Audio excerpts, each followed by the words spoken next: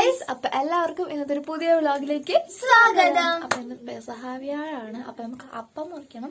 അപ്പൊ അതിന്റെ ഒരു വ്ലോഗ് കൂടിയാണ് ഇത്. ഇപ്പൊ നൈറ്റ് ആണ് ഗൈസ്. അപ്പൊ നമുക്ക് അപ്പം മുറിക്കണം. അപ്പൊ ബ്രെഡ് എടുത്തിട്ട് വരുന്ന വരവാണ് കാണുന്നത്.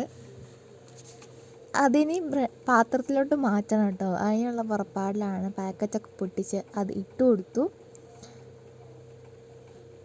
ഇതാണ് ഇപ്പോൾ നമ്മുടെ അപ്പത്തിൻ്റെയും പാലിലൊക്കെ സെറ്റപ്പ്. നമ്മൾ പാവൊക്കെ വീഴ്ചിട്ടാണ്, നിലത്ത് പാവ് വീഴ്ചിട്ടാണ് എല്ലാം ചെയ്യുന്നത്. പിന്നെ ഇതായോണ ഗ്ലാസ്സുമായിട്ട് പെണ്ണ് കാണാൻ വരുന്നത് പോലെയാണ് വരുന്നത്. എന്നിട്ടാണ് കൊണ്ടുവെക്കുന്നു. ഇനി സോന ചേച്ചിയാണ് നമ്മുടെ ബൈബിള് വായിച്ചത് കേട്ടോ. ഞങ്ങളോടൊക്കെ വായിക്കാൻ പറഞ്ഞു. ഞങ്ങൾക്കൊരു പ്രാക്ടീസ് ഇല്ലാത്ത കാരണം ഞങ്ങൾ വായിച്ചില്ല. പെട്ടെന്ന് ബൈബിൾ വായന സാധാരണ ഇല്ലായിരുന്നു. പക്ഷെ ഇപ്രാവശ്യം ഞങ്ങൾ പുതുതായിട്ട് കൊണ്ടുവന്നാണ് ബൈബിൾ വായന.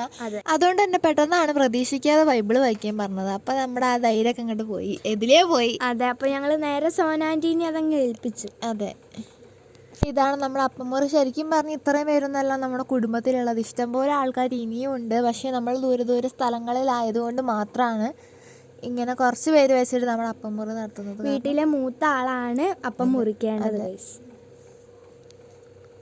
അപ്പം മുറി ചടങ്ങാണ് നടക്കുന്നത്. അപ്പം നമുക്ക് അപ്പം മുറിക്കാൻ വേണ്ടിയിട്ട് ബ്രെഡ് ഉണ്ടായിരുന്നു. അതായത് കുരിശിൻ്റെ ഇത് വരുന്ന ബ്രെഡ് ഉണ്ടായിരുന്നു. പിന്നെ പാല്, അപ്പം, കുരിശപ്പം, പിന്നെ ഇൻട്രിയപ്പം എന്നൊക്കെ പറയില്ല, നമ്മൾ ഇലയിൽ ഉണ്ടാക്കുന്ന അപ്പം, പിന്നെ പഴം. ആ ബ്രെഡിനെ നമ്മൾ റൊട്ടി എന്നും പറയും കേട്ടോ.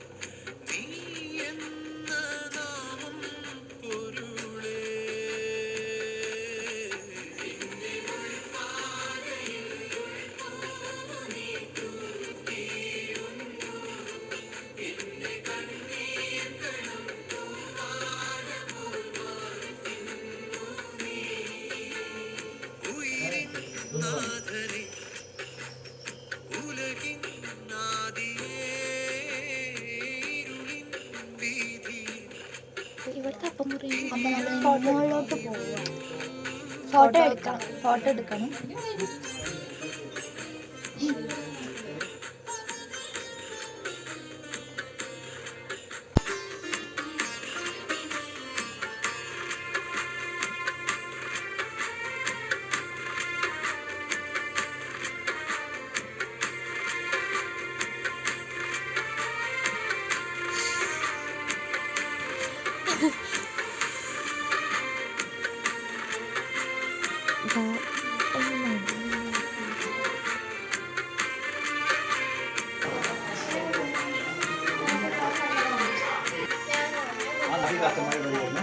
ഗൈസ്, പൊക്കം വെച്ച് കുത്തബ് മിനാറിന്റെ അത്രയായി.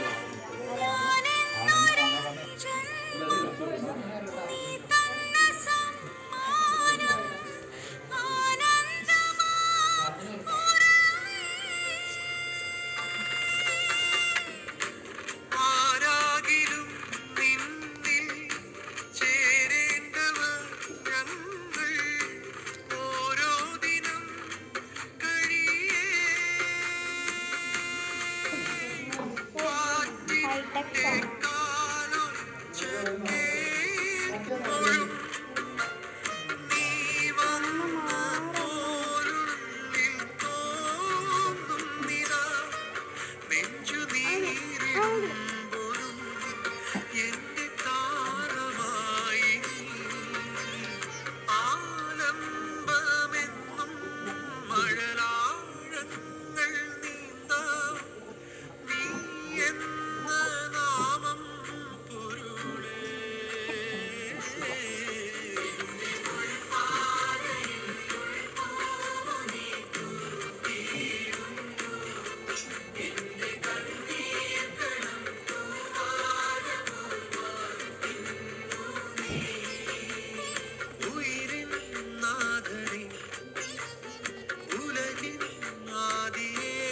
അപ്പോൾ ഓക്കെ ബൈ.